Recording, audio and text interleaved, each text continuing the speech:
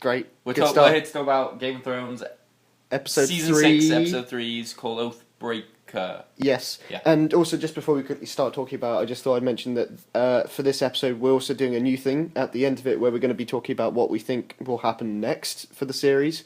Because we quite liked talking about the episodes that we've just seen, but also it's quite nice to speculate, and also, well, that's what gets what gets the views. You could put like a one of those text things saying like "Go to here" for. Oh, you're making me do more work now. Fine. Okay, it'll appear on the screen. Go to this point to hear future speculation instead of our actual opinions, because we know that's not what you care about. You just want to hear about what the rumour mill is churning out. So, Oathbreaker. Oathbreaker. Okay, well, we'll do the usual. So it starts. We'll start where it starts. Yeah. It starts with Jon Snow waking up and being all upset about being dead and now alive. I thought it was good that they pointed out the slight thing with the religion, where Melisandre kind of goes to him and goes, "What did you see?" And there was nothing, and I quite liked that. I mean, I liked that it was nihilistic, but I mean, I just liked that it's kind of the culmination that he was brought back by this religion, and at the same time it doesn't confirm that that's the true religion or anything like that. Yeah, and I thought that was a nice little touch that they put in that, and also I liked Davos' speech from that bit. It felt like very much like almost like a superhero film, like mentor talk, where it's like, I failed, but you got to fail again to get back up on your feet. The whole thing you said about the whole there was nothing puts the ending of the episode, which we'll come to later, in a darker light as well. That's true, actually, yeah. It kind of makes it a bit, I hadn't thought about that as well. More disturbing that he... Well, we assume you've seen it, that he kills a child. Yeah, I think it would just be good to talk about the whole of the plot line in At the Wall this episode. And it just kind of leads to him eventually... killing people and knowing that he's sending them to nothingness. Nothing. Yeah, that does actually make it a lot more impactful, doesn't it? And especially when he looks at Ollie's face. Yeah. Yeah. But, and I have to admit, like, I kind of joined in with the fuck Ollie hype a bit, just because it was fun.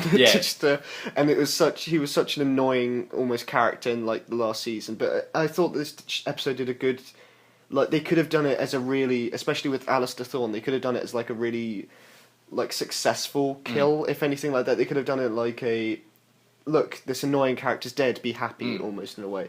But they did it in such a kind of unceremoniously, not straight up dark, but just kind of sad way. And I think that was definitely in part due to Jon's change, but also just because I thought it was well directed that little bit, like the way that they've cut back. I did like the way that Alistair Thorne went. I kind of gave me a little bit of respect for him at the end. He was just like, "Now do it again." Okay, good for you. Good for you. He's not pal. just doing it to spite Jon, like saying that to spite Jon. Right, it's just then that's his thought pattern, and I really. The final kind of closing bit isn't just the hanging, but Jon giving up the watch. And Which I'm feel interested like, in as well. I feel like I know he says that his watch has ended, so I feel like he's allowed to, isn't he? Because he did die. True, so he's technically died, which ends his oath. That means that he's just Oathbreaker. But is he even an Oathbreaker though? Did he break an oath? But that's the thing. It's also that means that when he came back and he was High Commander for a bit and he killed those people, he did that without the right to. That's a good point, actually. So he's taken advantage of it, and then gone. Oh, by the way, no. But I'm just excited to see what Jon can do, interacting with other characters now. What, since episode 2? Yeah, he's been there. Gone. And now he's finally getting a chance to kind of go into the real world. But do you think of course he'll come back, I think, for when more White Walkers start to appear and things like that. But I think he's just basically going to go and solve the problem. Oh wait, we can talk about that later. Do you think that when Sansa, do you think it's going to go that Sansa and Brienne just show up at the wall and like, oh, he's not here, and then there's just going to be seasons of just walking back and forth. Oh, you missed him here. You went back to the wall, and then Did you take the left road or the right road? Oh, see, Jon just went down the left road. Well, let's go to Bran. The Bran stuff again, another flashback. I really liked the Bran scene from this week. It was a really good sword fight. It was a good sword fight, wasn't it? Yeah, it was a cool sword fight. That, like in other Game of Thrones episodes, you kind of see when one person is against 4 people, you just expect you're dead instantly. And because they don't do that many, like, this character's completely badass, like ridiculously so. And so when it was just him with 2 swords against 4 people, I thought That was really cool. It was cool. No, it was really cool, and it had some satisfying gore as well. Yeah. And very coherent as well. Yeah, like it was, especially if it's like it's quite almost like one person against four. It kind of can turn into a right mess. But the way that they've shot it is that it's very simplistic, and you can follow it even when they cut into the close-ups. Another thing that's cool about it is it doesn't feel like the usual thing where if it is one person it's four, where it looks like everyone else is waiting in turns. Yeah, no, like they are all everyone, going that's at what I once. was thinking. Yeah. That they all are attacking at the same time, aren't they? And it's not, and they kind of huddle. It does the thing where you always think when multiple people are attacking one person, they kind of choreograph it in a way that people don't bump into each other. But in this, they were bumping into each other and causing a problem for each other.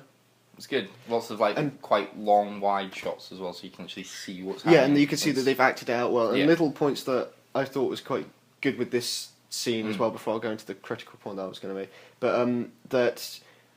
It's kind of changes Ned Stark's character a bit, because he said that he said that he won this fight for years in the future, and it kind of just shows how, even though he kind of had quite a strong personality about how don't lie, like be true to your honor, and then the fact that he killed almost like his toughest opponent through a non-honorable way, even though it wasn't his fault, but it still kind of changes his character if he took the right for it. To be fair, like that guy is definitely dead before he finishes him off. Like he's almost a mercy killing. But I mean, like it's interesting that he took this, basically saying that he won in a sword fight, because I can kind of see the way that you want to have the respect in that no one wants to die with the name that they just got stabbed in the back and that was it.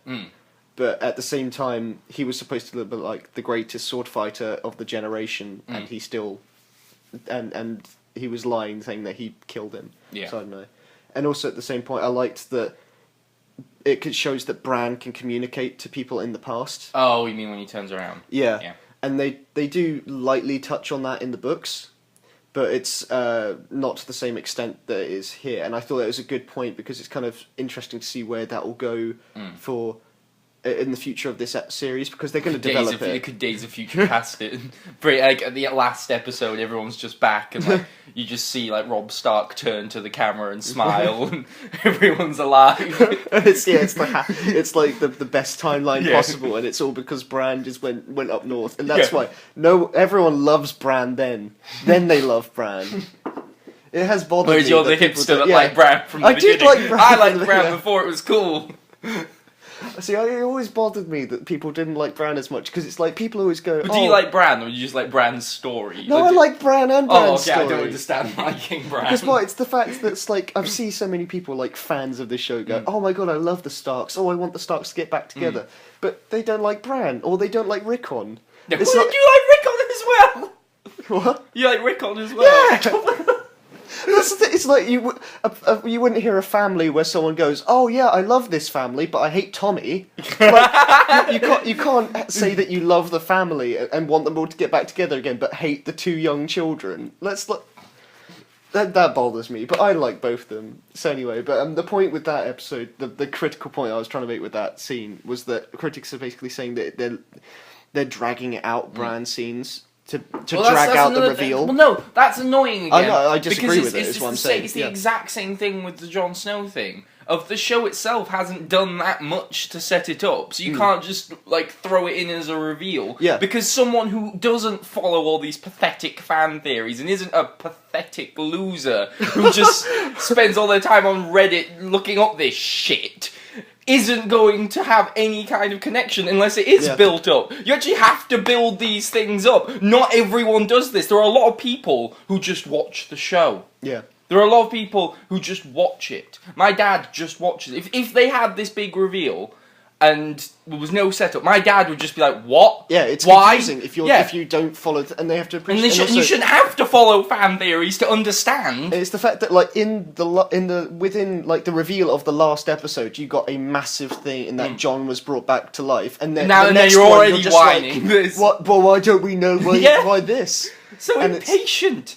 And that's the thing. I just to clarify, I mean, I'm a nerdy fanboy. That was a joke about me, but you can't be entitled that not everyone else. It's that thing of like before they read the books and they could lord that over people. Yeah. Well, now they came up with the fan theory. So it is the next thing. They put all need over something people, to act smug about. Yeah. And I guess it's fan theories now. I suppose we could quickly go to Winterfell for because that's a very brief scene. I liked that Rickon was brought back into it because I thought, well, it's kind of the fact that in this show that they haven't done it that often, but you can imagine that they've abandoned some plot lines. I mean, I can't the only person that I keep thinking about where's him is Gendry, yeah. Yeah. But he could also be coming back. He could be coming back, but it's the fact that they brought Rickon back, and it's almost like it will actually be influential now for like a moment, which I'm enjoying. That it's going to be important, and yeah, I mean, it wasn't very good scene for Ramsay. I mean, like as in, it wasn't very good for you, as in you didn't get any evil moments. No, it was quite serious Ramsay. Yeah, exactly. You didn't enjoy it. Serious Ramsay, but yeah, that was good.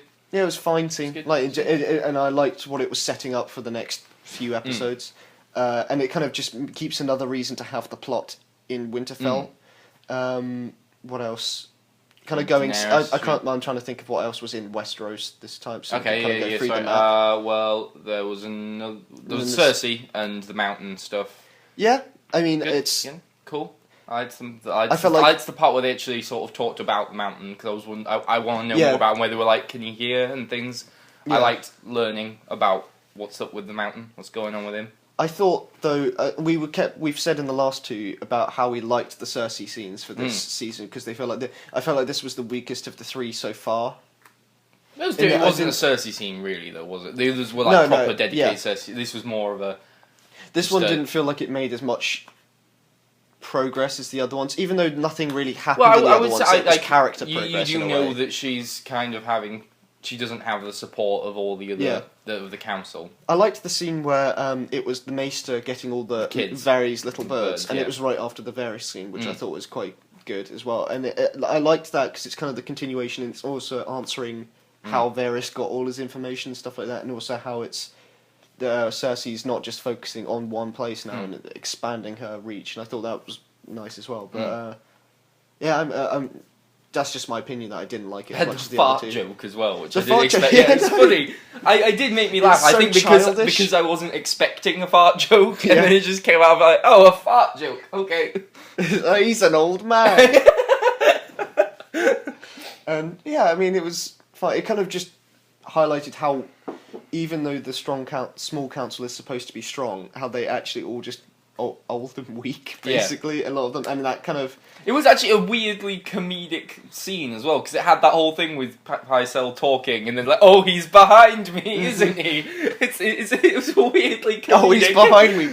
Better shit myself. Yeah, that was a strangely comedic scene. And, I think it was mostly in place just to kind of show how weak the small council is now and how strong Cersei is with the mountain, basically. But I really am excited for the mountain to do something like a fight. It'd be cool. And it's coming, definitely, because I mean, they wouldn't set him up for. He's in literally every episode. And just standing there, and they've done him looking intimidating several times now. And I just want to see him fight. Yeah. I feel like there's also going to be a helmet reveal as well. I can't want to see that. Disgusting face. But, yeah. And of course there was also the bit with Tommen and the High Sparrow, where he sort of where you kind of get the sense that Tommen's being changed, won over. And I like that as well, because even though well written, good dialogue scene.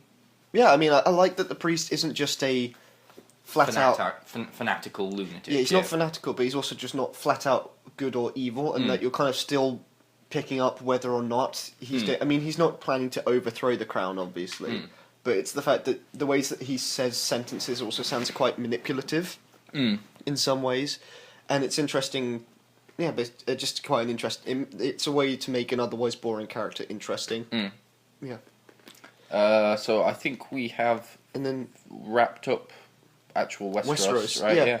And then on to Daenerys' storyline, which it was the worst scene of the episode, I think, was hers. Yeah, Yeah, I'd pretty much it's say like that. even like because at first I gave it the benefit of the doubt, but now I am starting to agree with you that it's just feels starting dragged to out, drag. doesn't it? Yeah, and it's basically just saying like. and I didn't mind at first because I was like, oh, what's going to happen? But when it is just like, oh, you might have to stay with all these other women, like, oh, I don't care. Well, that's not exciting. That actually bothered me in the fact that they didn't stick to that in a way because so in the first episode she gets captured and they say you got to go to this widow hut basically, Yeah.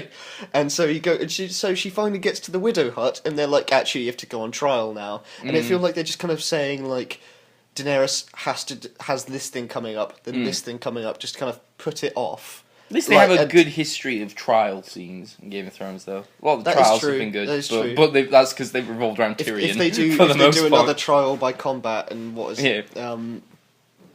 Jorah. Can yeah, say yay, Jorah. Oh, but as long as he checks on his. There's our prediction. I bet you, like in the next. This isn't a proper prediction. This is a joke. That like the next episode, he comes up to like the evil camp and he's like, "Oh no, my whole arm is gone. I've got to sacrifice myself to save Daenerys." And then I thought, oh. So that's and then you got Tyrion and Varys. There was a good Varys bit with him talking to that lady. It was good Varys bit, but at the same time, I felt like that was another one of the scenes where it was dragged out a bit too much in a way, and that I liked the. I think it was the main purpose of it was just to show that he's now Varysing. In another Essos. country. Yeah, it's like he's back to being Varys. Yeah. And that he can still do all those things. And he's building up his own connections there now, and he's basically back to the same position that he was. Yeah. And then there was another comedy scene as well, but it was still Tyrion. Like it's the comedy that we've come the reason to I know. like that one was because I've always thought that Grey Worm was by far the most boring character in the show. So dull. And then when it is just having a conversation with him, he's like, "Patrol, we go on patrol, talk about patrol." It's like that is exactly Grey Worm. At least they're acknowledging that's all he does is talk about patrolling. He is a very two-dimensional character, isn't he? But they can't acknowledge it. I feel like people would appreciate that now because they're like, oh, they're appreciating how 2D is, just like I appreciate how he is. But I agree. But I did feel I sympathise because I could not be in a room with those two boring people. I would try not even we don't play games. It's like, oh God, what do you do in your spare time when you're not serving the Queen? And I think that just shows like another problem that the Daenerys storylines had. Her secondary characters were way duller. Yeah. Yeah. Well, Jorah even still he doesn't rank up with some of the other secondary characters in Westeros. No, but you're right. She does have. And it didn't help. The secondary characters that she did have that were good were her brother, because you could feel hatred towards him, and to an extent Drogo as well. And then they died. Yeah. So it was like, no, the good ones, they're gone. And then it's just they kind of get filled in with these stereotypes, like that Jorah's just in love with her, and that's kind of the thing. And then they had the whole kind of climax with his thing was something that happened in season 1 or 2, and so that was just kind of a leading on plot. And then the knight was just, he's a cool knight that doesn't follow the rules. Yeah. I felt like I just wanted people with more character. Well, that's why they've brought Tyrion in and separated. Yeah. That's a good point, yeah. But, I miss her brother. He was a nice guy. He was another good hateable character. You need them to actually get involved. So the final thing I think is Arya. I think that's the one we haven't mentioned. Oh, good. Yeah, Arya. I liked it. Yeah, I have a problem when they show montages in Game of Thrones, just because, I mean, the sense of time is confused. Just because, I mean, it's not like they can check their watch or say it's today, date, blah blah blah blah blah. I get that they can't do that, but whenever they do montages in like episodes. Where it's with sequential events, it kind of throws me off because it kind of thinks, how long has it been that she's trained and suddenly become Daredevil? Well, I would I think maybe the best way to sort of imagine it would be to assume that all of the Arya stuff that we've been seeing up to this point has been a couple of months behind, and now it's caught up. Yeah, it's like that over the course of that montage, it has now caught up to now. I don't have a problem with the scene itself, obviously, because I thought it was good. They've finally done something. She's now actually done. Yeah, and she's finally cool and and you felt.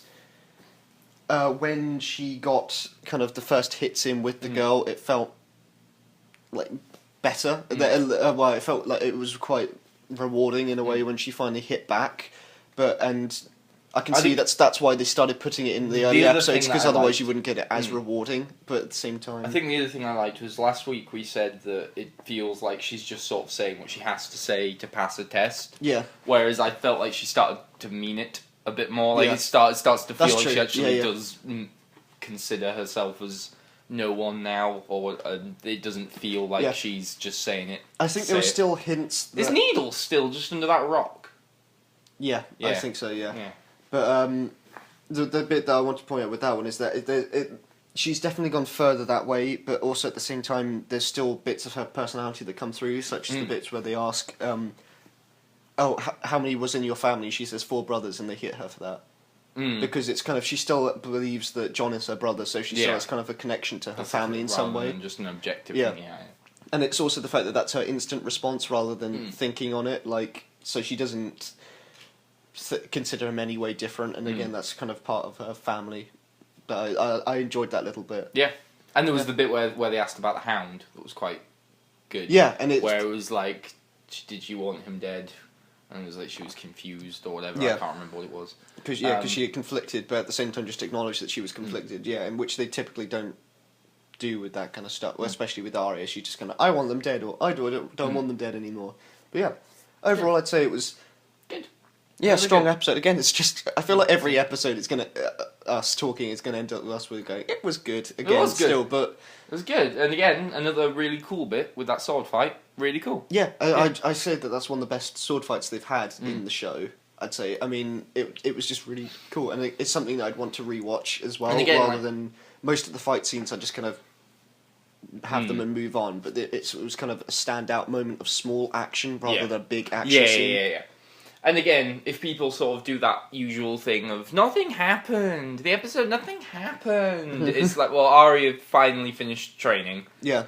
John left the wall, killed a character that you've hated since season 1. Yeah. With Alistair Thorne. Yeah. Like, there's a character that's there. And it's been building throughout. Yeah. That's a big thing. And various other things happened, as we said. So it's if people say that it's not moving, it is. Yeah. That's just looking to hate it. It's definitely moving. Shut up, theoretical critics. So the prediction thing. Yeah, prediction thing. So, do you have anything to point out with this one? I think just to sort of further, because I think it's a foregone conclusion that Ramsay is going to die this season. Yeah. I think it's sooner rather than later. I mean, there hasn't been anything like in trailers or anything to give away that, but it's the fact that he's almost reached his peak evilness now, and that's exactly the point. And I feel like I know some people want it to be Sansa that killed, but they've gone now. It's not going to be Sansa. Yeah. I I get why people wanted it to be Sansa, but I feel like they'd be twisting the plot just to make that happen. But I feel like there are 2 potential things I can think of. Number 1 is that he killed Walden's daughter that was promised to him in a marriage, and therefore has pissed off Walder Frey, who has a track record That's a good of point. getting revenge on people who violate his agreements. But the more likely one is if Theon is going to the Greyjoy place, he'll probably want revenge, and it makes more sense to me for Theon to be the person that would kill Ramsay, or in some way bring about his death than true. Sansa. Because it has. I mean, It's I know that from the Sansa got the second big. Ramsay was introduced. Yeah. It's been from torturing Theon. Yeah. Yeah, I would wager that, I don't know how, but that Theon going home will in some way provoke the Greyjoys to finally move to I don't feel Winterfell. like it will be the whole of the Greyjoys, because the Kingsmoot thing that they brought up before, I think it's going to be something like he'll bring it to his brother his uncle, I mean the one that took over and pushed the other guy off last week. I feel like he'll go and he'll say, no, I can't do that, I want to take over the world or something like that. And so But he'll Yara probably, might, because that's what I'm saying, is that his sister might go Yeah. with him. But it's interesting that you brought up the Ramsay scene, because that was also the one that I thought about most with predictions, but I didn't thought the exact different things to you. Yeah. In the, I thought it was interesting. Well, I'm worried about Ramsay. I know. I think he's also going to die, but I didn't think of the Greyjoys. I thought of the other northern places, because I thought that the Rickon coming back was kind of very well timed in a way, and I know. I feel like there might be some kind of interesting plot with some of the northern people because it's the fact that you don't know where Rickon and the Yash woman. Yeah, I know you mean Osha. Osha Yeah. have been this whole time, and like you don't know if they've been in captivity or if they've been with this other group of Northerners, and you don't know if it's some kind of long strategy play in order to get back at Ramsay. Like because when you think about it, when the guy eventually comes up to Ramsay, he refuses to pay his allegiance, but he brings in Rickon as like a gift, but he still refuses to kneel to them, and his kind of proof is that they show a dead wolf's head, but there's no confirmation of whether or not it is. Shaggy dog? Shaggy dog, yeah. Oh, see, that's too cute to kill. But it's the fact that already killed most of them. There's two, right? Two? They killed Lady. Yeah. And then they killed Greywind. Yeah, that's two. Now they killed Shaggy Dog. Well, you don't know. That's what my point is that you don't know. Aya's ran away. So Ghost lives. What do you think then's going to happen with Sam? Because that was only just established, but he's got to be going. Something's going to be happening. I just feel like his scene was. I feel like something's going to be happening, but I mean, what? Yeah. Yeah. We haven't seen Old Town before. No, we haven't. So I'm quite excited to see what it looks like. I don't know. I feel like his storyline might just be another season of build up for something that happens next season. Like he'll research on something up, and then once he gets to Old Town, and then come back as with like. What's he doing with Gilly though? Because she can't stay with him in the Citadel. I don't care about that at all. I'm curious. I care more about Rickon than I care about Gilly. Everyone wants to know what's going to happen to Gilly. Rickon. Everyone loves Gilly. That's what we have to realise is that her character is just I like you and I'm dumb. His season is leading up to an informational plot, as in like he'll read up on something in the past. He'll find out something about the White Walkers. Yeah, I'm more interested in. I'm just going to sound like a Bran fanboy. And especially with the stuff where he can talk into the past now, it'll be interesting to see what they do with that, because they won't just set it up for nothing. I mean, there'll be something that comes up with it in the next few episodes, and I'm excited to see what other past scenes they could show us besides what's happening in the tower, obviously.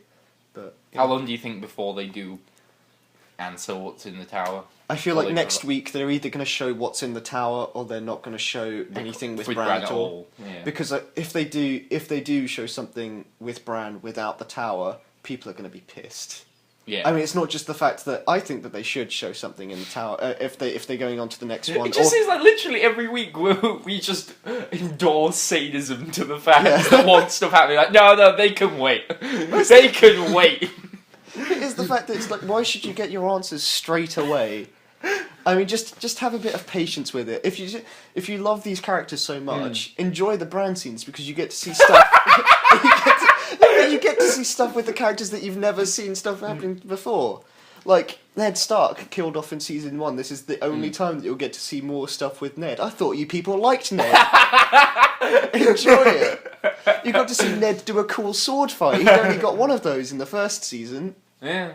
And he lost it, didn't he? Yeah, and he lost it. He got stabbed through the leg. We lost this one, really, as well. Yeah. Ned's not that good. Fuck Ned. I don't want to see more Ned. Daenerys, again, don't care about... No, I do care. I do care, because I want it to be over. Yeah. I want her to go back and get with her dragons. Where's Drogon? Is Drogon just gonna fly in the middle of the trial like he did last time? Is Drogon the new kind of like last minute saviour that's just like they're all sitting there and like the defence stands up and then Drogon just flies in, eats everyone and she flies off again? That's true. Fine, just get her back and bring the dragons back. The dragons are cool. The dragons are the selling point of her stuff. Widows are cool, Harrison. Look, they have a fire pit and they rip off her clothes for some reason. Yeah. Any other predictions? Nah. That's good. That's a good... Right, and that was episode 3, Oathbreaker. Great. Thank you.